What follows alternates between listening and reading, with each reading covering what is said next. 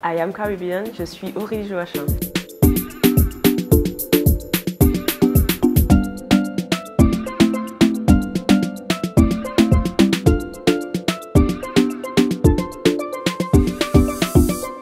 Aurélie Joachim, récemment nommée Miss World Caribbean. Je suis rentrée dans le milieu des Miss en 2016.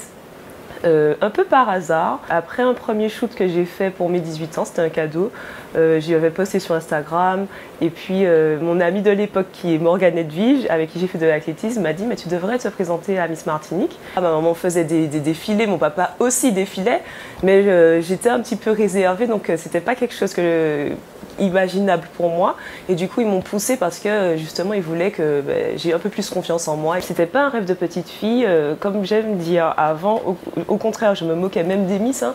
J'étais pas du tout celle qui trouvait ça très important, mais en étant en fait Miss Martinique ma vision a totalement changé.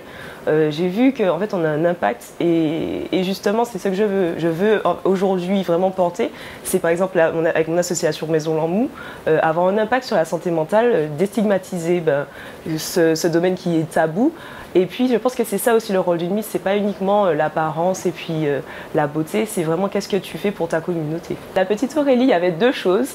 Alors elle voulait être actrice et puis aussi faire du bien aux gens. Solaire, curieuse et joyeuse. La petite Aurélie était tout le temps avec un sourire. À partir du collège, lycée, je pense que c'est à ce moment-là où on se recherche et j'étais vraiment pas dans cette optique d'être Miss parce que pour moi je n'étais pas belle, j'avais pas confiance en moi, oui je me recherchais beaucoup et mon apparence, je pense que c'est à cet âge-là aussi qu'on comprend qu'on peut plaire aux autres, etc. Et oui, j'ai eu des moments où je me trouvais très laide et que je me disais au contraire, il faut que je travaille sur ma personnalité parce que je suis pas très jolie, donc bon, ma personnalité va combler les choses, quoi. Je me souviens de ça, c'est un de mes meilleurs amis qui, je me rappelle, en quatrième, c'était en cours d'espagnol, m'a dit un jour, mais tu devrais faire Miss Martinique, Aurélie. Quand il m'a dit ça, je me suis dit, mais si tu me dis ça, c'est que tu me trouves belle en fait. Et donc, ça a un petit peu changé ma perception de moi-même. En plus, je me souviens ce jour-là, j'avais cette coiffure-là en fait. C'est-à-dire que j'avais osé porter mes cheveux naturels. Et je me suis dit, mais waouh, en fait, je suis peut-être belle. Et pas à pas, j'ai appris à prendre soin de mes cheveux. Avant, c'était vraiment par rapport à mes cheveux que je me sentais belle, je prenais soin d'eux. Et puis après, en grandissant, on comprend aussi que c'est important de la représentation des cheveux afro, mais que ce n'est pas tout en fait. C'est aussi ce qu'il y a à l'intérieur qui est important et comment en fait on se voit. En fait, je pense qu'il y a eu un problème de communication à cette époque-là avec le coiffeur de Miss Martinique, parce que 3 jours avant mon départ pour Miss France, en fait, on m'a fait un lissage brésilien. Donc en fait, ça a dénaturé mes cheveux, je ne les reconnaissais pas, je ne savais pas comment m'en occuper. Et ça a été pour moi quelque chose de difficile parce que du coup, comme je le disais, c'est par mes cheveux que je me trouvais belle, c'est par mes cheveux que passait ma confiance en moi. Donc ça m'a en fait appris que, en fait, oui, ce sont que des cheveux au final.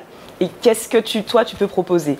Mais oui, non, c'est un très gros regret justement. Pendant ma photo officielle pour Miss Monde, j'étais un petit peu gênée de demander est-ce que je peux garder mes cheveux afro. Je considère que mon cheveu afro aussi c'est moi en fait. Si je rajoute etc, je ne vais pas être authentique. Mon authenticité c'est ma force. Miss France, en fait c'était avec beaucoup de stress parce que c'est quelque chose que je ne connaissais pas. Comme je le disais avant, je trouvais que c'était pas légitime d'être Miss. Donc en fait c'était beaucoup de questionnements pour savoir qu'est-ce que je fais là, qu'est-ce que je veux apporter.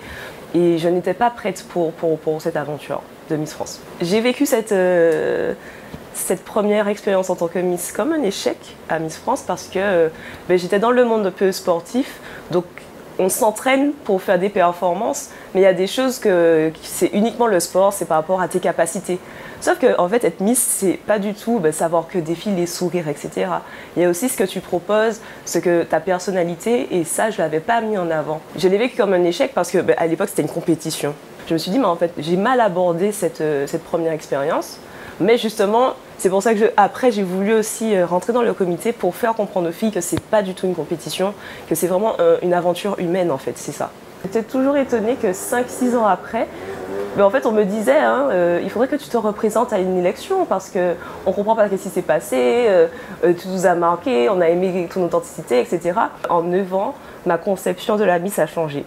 Quand j'ai commencé les Miss, j'étais un peu entre deux à me dire ah oui ça sert à rien, etc. Et en 9 ans, j'ai mûri cette vision de la Miss. Et pour moi, en fait, si je le faisais, c'est uniquement parce que je porte mon association. C'était vraiment mettre en avant ça, mon association Maison Lambou, et faire quelque chose pour ma communauté. On m'avait déjà dit que je pouvais participer à Miss Monde, à peu près au retour d'Axel, donc 1 an avant. Mais bon, je ne pensais pas que c'était vrai, j'attendais qu'on me le dise vraiment. Et je crois que c'est en février, je me rappelle, le 17 février qu'on m'a dit, mais en fait c'est toi qui pars. Je ne pouvais pas avoir de doute, il fallait juste foncer, la tête baissée, et puis les yeux fermés, et puis y aller en fait. Un moment de ma vie, justement, un peu tout s'est effondré, je ne savais pas vers qui me tourner, et j'ai fait une thérapie. Et j'ai trouvé que c'était ce qui m'a permis de renaître un peu. Et je me dis, mais en fait, il y a beaucoup de personnes qui n'osent pas. Et si je peux être un exemple pour dire, oser, ça peut faire de belles choses, voilà. J'ai eu des candidates qui m'ont dit que c'était extrêmement touchant pour elles et qui m'ont fait des déclarations en mode merci d'avoir parlé de ça. Donc je pense que c'était une bonne chose, c'était une première goutte. Et puis on verra la suite. Pourquoi avoir choisi l'amour, justement? Je vais commencer à pleurer là, c'était trop mignon.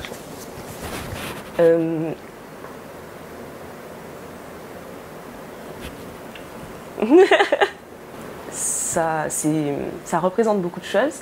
Et pour moi, en fait, alors, petite info, c'est mon premier tatouage, en fait. Je me rappelle, en 2021, je me cherchais, je ne savais pas ce que je voulais faire de ma vie. C'était un petit peu au moment, justement, où j'ai commencé la thérapie. Et j'ai compris qu'il fallait que je me traite avec beaucoup plus d'amour. Grâce à cette écharpe, j'ai pu avoir certains acteurs du monde de la santé mentale.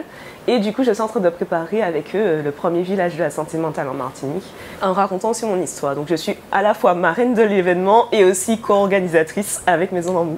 J'avais quelque chose qui me disait, il y a quelque chose pour moi. Je ne pensais pas que ce serait une écharpe, etc.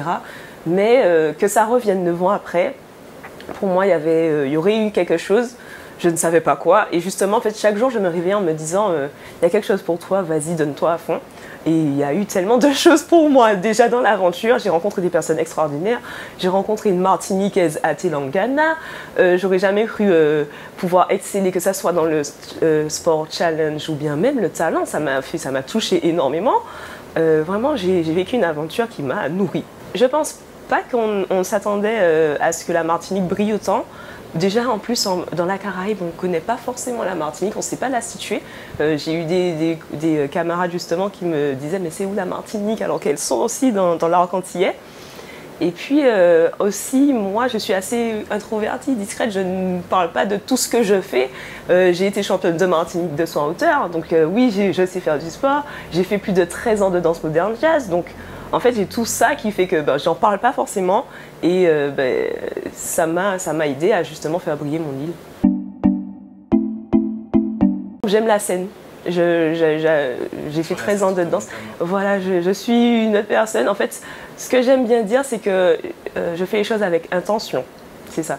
Je fais les choses avec intention et quand je suis sur scène, j'ai envie de partager, d'avoir... en fait, de faire les gens se sentir bien, un peu comme la petite Aurélie qui voulait ça. Et j'arrive à justement faire baisser cette peur et ce petit côté introverti. Je savais qu'il y avait quelque chose pour moi, mais je ne pensais pas que c'était dans le monde des Miss. Parce que comme justement j'avais eu ma première expérience où j'avais pas fait de top, etc. Martinique!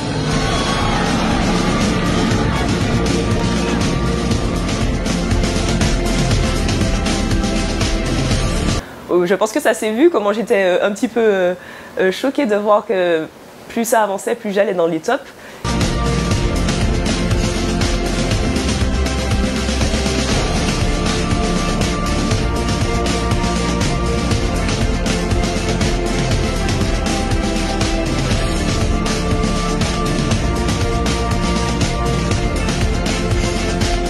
Le moment où ça m'a plus perturbée, c'était le top 20. Je me suis dit, si j'arrive dans le top 20, en fait, j'étais bizarrement plus rassurée. Je me disais, en fait, là, c'est bon, il faut que j'avance.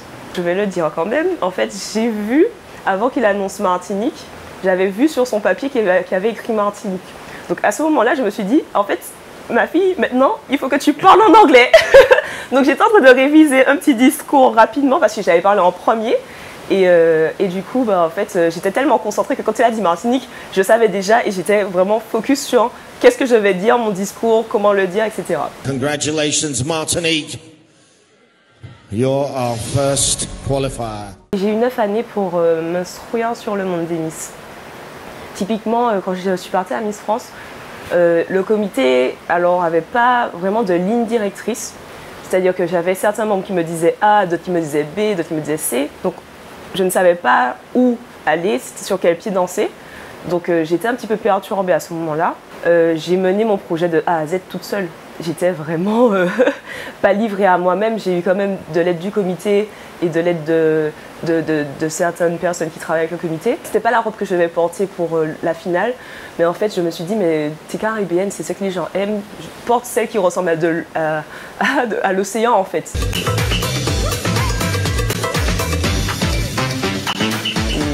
Et à chaque fois c'était mes choix et c'est ce que j'ai apprécié aussi, c'est que même si j'avais quand même les membres de comité qui me disaient tu veux préférer pas ça ou ça, quand je disais non mais je le sens que c'est ça qu'il faut que je choisisse, ils me disaient bon ok, on te fait confiance. J'ai eu cette discussion là avec une autre candidate et là en fait, je me suis demandé est-ce que je veux vraiment être Miss Monde.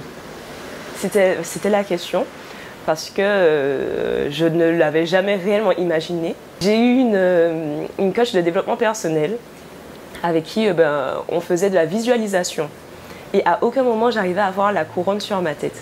Par exemple, je crois qu'elle a fait la même chose avec Angélique en Garnier-Philopon et qu'Angélique avait pu l'avoir, la couronne, parce qu'elle la voulait, la couronne. C'est pas un métier simple, mais aller plus loin, je ne sais pas, parce que justement aujourd'hui je peux mener mes projets comme je le sens et je pense que c'est ça aussi. Un trait de ma personnalité, c'est que j'aime bien faire ce que je veux quand même. Et pendant un an, j'aurais peut-être eu plus de contraintes à le faire. Il y avait des candidates qui m'arrêtaient, par exemple du continent Afrique. Et du coup, on veut forcément que son continent gagne. Mais elle me disait, si c'est pas une fille de mon continent qui gagne, je veux que ça soit toi qui gagne. Il y avait plusieurs filles qui m'arrêtaient et qui me disaient, mais c'est toi qui gagne. Moi, je disais, mais comment qu'est-ce qu'elles me disent en fait, quoi? J'étais pas partie pour ça. Elle me le disait, et moi, ça me faisait peur. Je me disais, mais j'avais pas prévu ça en fait. C'était pas prévu. Ophélie Mézineau, avec qui j'ai pu discuter pendant mon aventure. Et la veille, elle m'appelle, elle me dit, mais Aurélie, là, de ce que je vois, tu es dans le top 4. Je lui dis, mais non, arrête, mais elle le savait déjà, sans, juste au prix. Exactement, je pense. Quand on est allé voir l'orphelinat, parce que j'ai rencontré c'était un orphelinat réservé aux petites filles, et puis elles avaient des rêves incroyables, et j'avais pas l'impression qu'elles se limitaient, et justement, j'ai trouvé ça aussi beau. Et puis aussi le fait qu'en fait, en Inde, à chaque fois qu'on fait quelque chose, on finit en dansant, et comme j'adore danser, je m'éclatais. Et ça a été l'une aussi des choses que j'ai pas arrêté de répéter, notamment durant mon jury de présélection où ma première phrase c'était Rejection is redirection. Parce que par d'autres choses que j'ai vécues aussi dans ma vie, j'ai compris que quand une porte se ferme, ce n'est pas c'est pas négatif, c'est juste que tu dois aller autre part en fait, tout simplement. Authentique, c'est sûr, apaisé et joyeuse.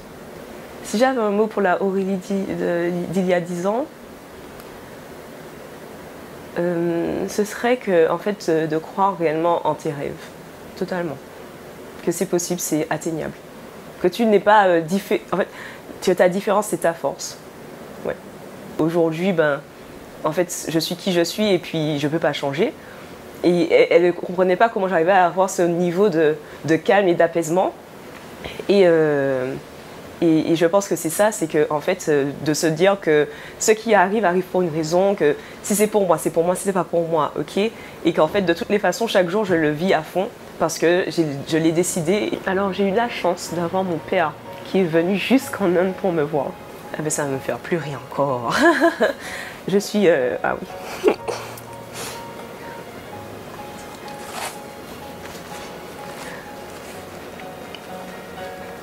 Il y a des gens qui n'aiment pas quand je pleure. Mon papa n'aime pas quand je pleure, par exemple, mais il a compris très vite que je peux aussi bien pleurer de tristesse que pleurer de joie, que pleurer de stress, de colère.